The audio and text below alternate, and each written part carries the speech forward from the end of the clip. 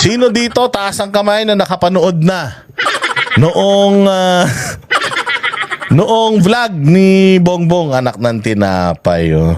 Oo, may vlog siya bago. Oo, papakita ko sa iyo. Saan ka tanong ka na naman ng tanong? Para ka na namang ogag. Yun na nga. I will not call it a vlog. Oo, I should call it ano ba tawag doon, yung kapag ka ikaw ay merong dinadamdam sa puso mo, ganyan. Oo, para siyang therapy session. Sige na, wag na natin patagalin. Wag na natin patagalin. Ito. Ops, ayan lang. Ayan, so may therapy session na naman si BBM. Tanginan, dami ng problema ng Pilipinas, Bongbong. Nagpa-interview ka na naman. Pang-apat na to pang-apat na to. Nung nakaraan, taga GMA7 din yung lalaki na nasa Malacanang press corps, yung sa kanya. Ngayon, si Vicky Morales. Yes. Nagbayad din kaya to si Bongbong? Bongbong, magkano binayad mo sa mga to kaya? Posible naman pupunta yan dyan, magsasayang ng oras, tapos para kayo mga aso na nagdidilaan ng sugat tapos walang bayad. Ewan ko lang kasi di umano according to Vico Soto, si Diskaya nagbayad daw 10 milyon para lang makapagyabang. Oo, kaya nga kung gano'n ang kalakaran, sana all. Magkano kaya ang binabayad netong si BBM dito sa mga nag-i-interview sa kanya? Kayo ba naniniwala libre yan? Tangina, kung ako, libre? Kung si Bongbong, libre talaga. Pero kasi, linggo-linggo, hindi linggo-linggo to tila mo buwan-buwan. Iba-iba Kailan kaya yung Banateros ang mag-i-interview sa'yo? Sana, boss, baka naman pwede kami. Tayo, para naman maganda yung tanungan natin. Walang pakyut. Pero I call this a therapy session. Bakit? Kasi nagkukwentuhan sila. Parang si Bernadette Sembrano, hindi pala si Bernadette Sembrano yan.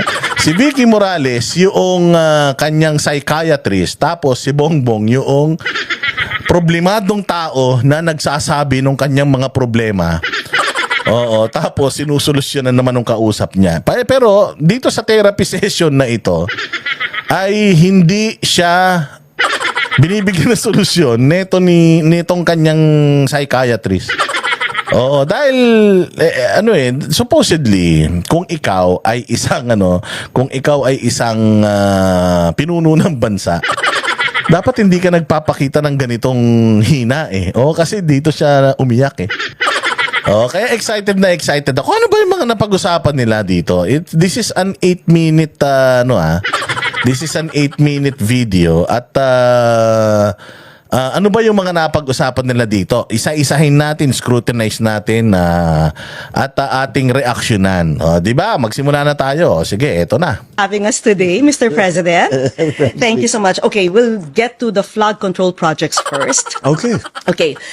Meron kayong binubuong independent body, para imbestigahan yung mga anomalous flood control project. Can you tell us sino yung mga kasama dito sa independent body na ito? Well, ang ganda rin simula. Sir, diretso na tayo sa flood control project. Oh, yes. Okay, go. Ganun Go. Sige. Sir, may binubuo kayong mga boy band. May binubuo kayong investigative body. Sino-sino na yung mga nakuha nyo rito? Utang ina yan. Yun yung tanong na talagang napakahirap sagutin kapag wala ka talagang binubuo. Tingnan ninyo sagot niya. What I can...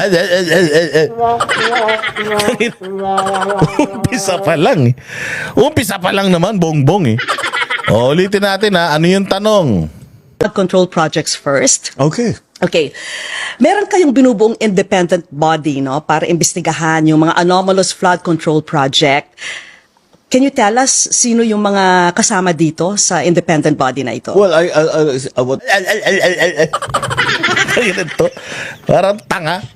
Parang sinundot sa puwet Umpisa pa lang, alam mo nagsisinungaling na Ayun.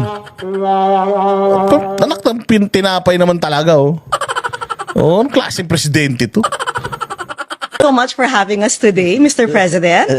O, diretso na natin. Kayo naman, masyado kayong lahat na lang eh. Thank you so much. Okay, we'll get to the flood control projects first. Okay. Okay. Meron kayong binubuong independent body, no, para imbestigahan yung mga anomalous flood control project. Can you tell us sino yung mga kasama dito sa independent body na ito? Well, what I can tell Tama si Babalu eh. Sige, ano sagot? Ang tanong, may binubuo daw siya, sino-sino? you is that, unang-una, nagbubuo nga tayo ng tinatawag naming independent commission. Wala pang formal name. Oo nga, sinabi na nga niya yun eh. Ano pang kinulit mo lang eh. Ano naman yan? Ano klase sagot siya? Bumubuo po kayo ng independent committee o commission. Sino-sino po sila? Ay, una sa lahat, bumubuo kami ng commission. Oo nga. Yun nga yun. Oo, di ba? Yun yung tanong sa'yo eh. Tapos yun di sagot mo. Pa naman to? O ulit. Diretso. Yun ang binubuo namin. Independent commission para imbestigahan. Ito nga ang mga lumalabas na anomalya. Oo nga. Yun nga yung tanong eh. Ulitin natin ha. Tinan mo kung anong tanong. So much for having us today, Mr. President. Thank you so much. Okay, we'll Lasing na naman yata. Anong oras ba? Alas 10:30 na namang umaga ba yan? Baka alas 10:30 ng umaga nyo ginanap yan, ha? get to the flood control projects first. Okay. Okay. Meron Confident? Okay. kayong binubuong independent body, no, para imbestigahan yung mga anomalous flood control project. Yun ang sinabi na, meron po kayong binubuong investigative whatever na para imbestigahan yung flood control project. Diba? Sinabi niya na eh. Ba't inulit mo pa? Can you tell us sino yung mga kasama dito sa independent body na ito? Well, what I can tell you is that unang-una, nagbubuo nga tayo ng tinatawag naming independent commission. Wala pang formal name. Pero yun ang binubuo namin. Independent commission para imbestigahan. Ito nga ang mga lumalabas na anomalya sa mga flood control project. Ilang segundo yon? 36 seconds. Nasayang kagad sa buhay ng mga Pilipino. Bakit? Sinabi na nga nagtatanong sa'yo, Sir, bumubuo po kayo ng independent commission para imbestigahan yung flood control project. Sino-sino na po ba yung mga napili nyo? Yun ang tanong eh. Anak ng tinapay oh. Ang sagot dun, si Poncio Pilato, si Judas, si Barabas, si Hitler, yung tatay ko, sila yung mga sinusomon ko. Lahat ng masasamang tao sa buong mundo, sila yung pwede naman magsabi ka pangalan. Halimbawa, si Harry Roque, Sal Panelo, ganun. Yun ang tanong eh. Sinayang mo yung oras eh. Sir, bumubuo po kayo ng grupo para imbestigahan ng flood control. Hey. Una sa lahat, gusto ko munang sabihin na bumubuo kami ng grupo na iimbestiga sa flood control. Dito naman si Vicky Morales. Oo nga. Dapat ako gagawin ko. Oo nga, yun nga yung sinabi ko, inulit mo lang. Walang iyang interview to. Umpisa pa lang, pangtanga na eh. Animal yan. Sige, diretso. Yung mga personalities, ayoko namang maunahan ang actual na announcement. Ayun na sabihin mo. Sir, sino-sino na ba? Ayaw ko munang sabihin kung sino-sino. Kasi wala talaga eh. Wala talaga. Style ko lang yun. Kunyari lang yun. Ano ka ba? Kasi ba't hindi ka makapagbigay ng pangalan? Ganyan din, paarte-arte ka rin nung una, nung tinatanong, sino po ang ipapalit nyo kay Marbil? Wag muna natin sabihin. Kasi it's a hard decision, blah, blah, blah, ganito, ganyan. Tapos biglang si Tory din pala. Alam naman namin yun kung sino. Alam naman namin na si Tory talaga yung magiging PNP chief nun. Pero binibitin-bitin pa, akala mo naman hindi sila predictable. Sabihin mo na, sila Lucas Bersamin, si Lagdameo, si Abalos. Yun na sabihin mo. Kunyari ka pa eh. Isususpense mo pa, hindi naman talaga kami interesado eh. Alam mo kung saan kami interesado, Bongbong? Hindi naman sa bubuo nung tanga-tangang komisyon mo eh. Mas interesado kami, ano ba ang gagawin mo? Imbestiga pa rin, imbestiga. May nag-iimbestiga sa Kamara, nag-iimbestiga na yung Senado, mag-iimbestiga ka rin? Putang ina niyan. Anong klase? Paano yung masusolve yan kung puro investigasyon? Walang Diyo. Ano na kayo? O, kumuha ka, sabi mo, kukuha na ako ng lubid, ibibigti ko mga yan. Ganun. Dahil hindi pa solid talaga. Pero malapit. Hindi pa solid? Gaano katagal yan? 5 years? Anak ng tinapay. You have to treat this issue as urgent as possible. Urgent tong issue na to. Pera ng taong bayan. 2025. Naggagawa na naman tayong budget sa 2026. Maggagawa na naman kayo ng budget sa 2027. Wala pa kayong napapatunayan. Nung nakaraan, ano yung ipinangako mo? 1 milyon pa bahay. Puta, wala pang 1,000 yata yan. Nung nakaraan, sabi mo, yung mga smuggler, maghanda sila, magbilang na sila ng araw. Anong nangyari? Wala naman. O, ito lang, meron ka na namang meron ka na namang sinabi. O, mahiya naman kayo. O, kailan pa yung mo? Kailan pa yung SONA mo? Anong buwan na ngayon? Wala pa rin. Ni wala kang mapangalanan. Pucha, puros interview kasi, sir. Yan bang pagpapa-interview na yan? Bukas di nababaha? Ay, nako. Diretso. Pero paano sila maiba po sa mga existing agency like COA, Ombudsman? They're completely separate from government. But how powerful? Completely separate from government? Ano sila? Hindi sila taga-gobyerno? Tangina, anong klaseng kapangyarihan meron yan kundi taga-gobyerno yan? Ano yan? NPA? Kasi di ba dapat, dapat yung bubuin mong grupo, konektado pa rin sa gobyerno. Hindi pwedeng hindi gobyerno yan. Pucha, ano yan? Vigilante group ba yan? Ewan ko rito kay BBM, ano pumapasok sa isip nito?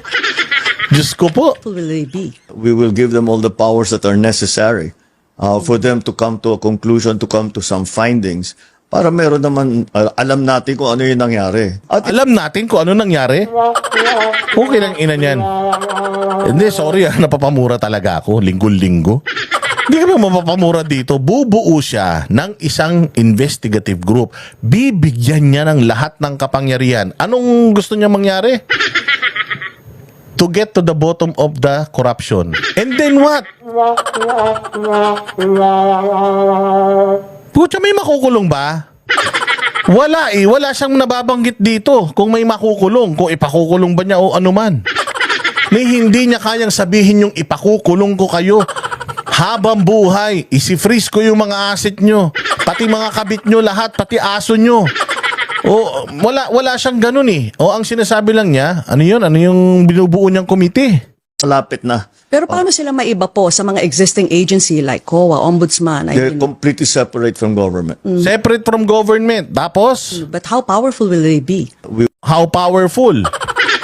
How powerful? O bibigyan daw niya lahat ng kapangyarihan para We will give them all the powers that are necessary for them to come to a conclusion, to come to some findings, para meron naman, alam natin kung ano yung nangyari. para alam lang kung ano nangyari.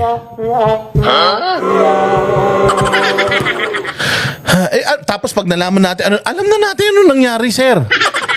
Sir, alam na namin ano nangyari. Oo. Yung pera, kinuha ng DPWH, ibinigay yung proyekto sa kontraktor. Pero yung pera na napunta sa kontraktor, according to Inday Sara, hanggang 40% na lang. Yung 60%, chinap-chap, hinaghati-hati ng mga punyeta na yan. Oh, kaya ganyan yung mga proyekto. Eh, siyempre ako, kontraktor, ang budget, 100 million. Ang napunta sa akin, 40 million. Paano ko gagawin yung project na 100 million worth? Kung 40 million lang yung napunta sa akin, eh siyempre may pasasweldohin ako. O, di ba akin pa materialis, buti sana ko sa inyo. O, edi siyempre, gagawin ko, 40 million ha. Sige.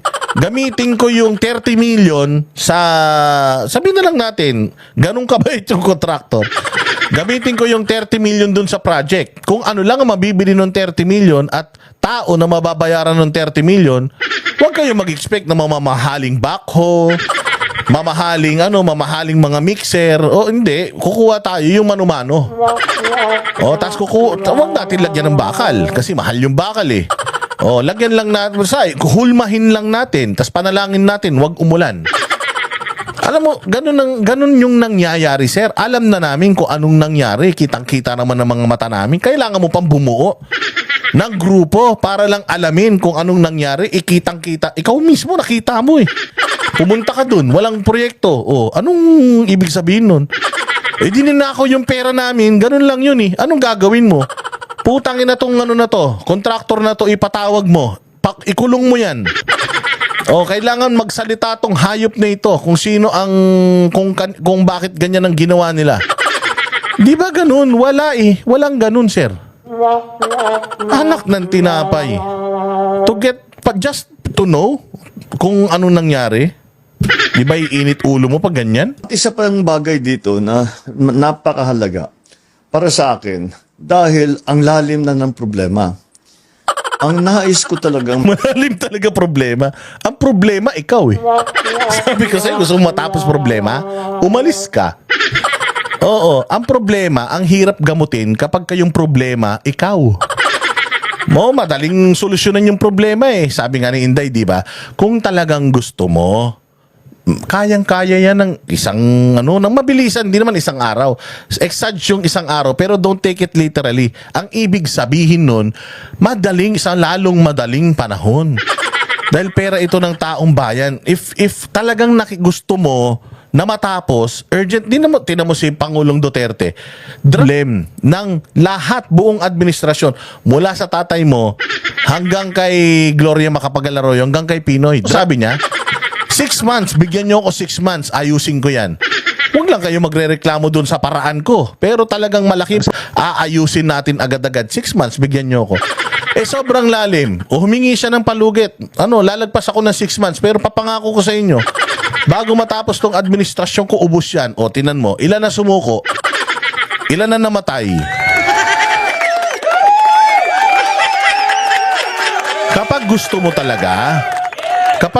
talaga, kaya mong ayusin. Agad-agad.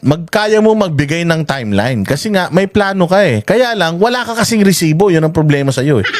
Naging gobernador ka, naging congressman ka, naging senador ka, wala kang nagawa doon sa mga panahon na yun eh. So, hindi mo talaga alam how to tackle the problem. Kasi nga, nung kampanya, wala kang maibigay na plataforma eh. Puro pangako lang eh.